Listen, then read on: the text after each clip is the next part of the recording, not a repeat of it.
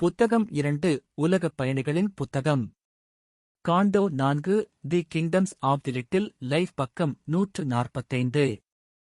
அவனுக்கு அவனது வாழ்க்கையின் பகுதிகள், அவனது துணை செல்கள், அவனுடைய தனிப்பட்ட நெபுலாவின் நட்சத்திரங்கள், அவனது சூரிய ஆயின் செயற்கைக்கோள் துணைகள், அவனது வாழ்க்கைச் சூழலின் தலைவன், ஆபத்தான பூமியில் பாதுகாப்புக்காக பதுங்கியிருக்கும் மனிதக் கூட்டத்தின் தலைவன், அவற்றைக் கூட்டினான்.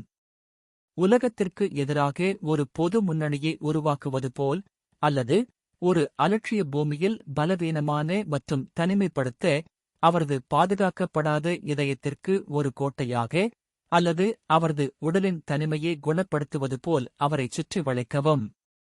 அவரது வகையைத் தவிர மற்றவற்றில் அவர் ஒரு எதிரியை உணர்ந்தார், ஒரு வேற்றுக்கிரகவாசியைப் போலல்லாமல் ஒதுங்குவதற்கும் பயப்படுவதற்கும், ஒரு அந்நியன் மற்றும் எதிரியை வெறுப்பதற்கும் கொலை செய்வதற்கும். அல்லது அவர் தனிமையில் வாழும் மிருகமாக வாழ்ந்தார், எல்லாவற்றுடனும் போரில் அவர் தனது ஒற்றை விதியைச் சுமந்தார். தற்போதைய செயலில் மூழ்கி, நொடிப்பொழுதை கழித்த, 1 மணி நேரத்தின் ஆதாயங்களைத் தாண்டி யாரும் பார்க்க நினைக்கவில்லை, அல்லது இந்த பூமியை ஒரு சிறந்த உலகமாக மாற்ற வேண்டும் என்று கனவு கண்டார், அல்லது அவரது இதயத்தில் தெய்வீக ஆச்சரியத்தை உணர்ந்தார்.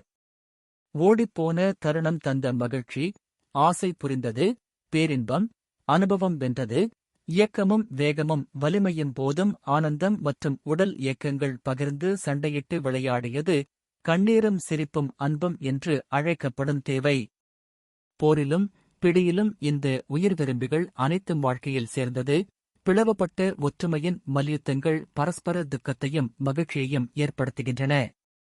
அதன் உயிரினங்களை மகிழ்ச்சியுடனும் நம்பிக்கையுடனும் ஆயுதபாணியாக்குகிறது.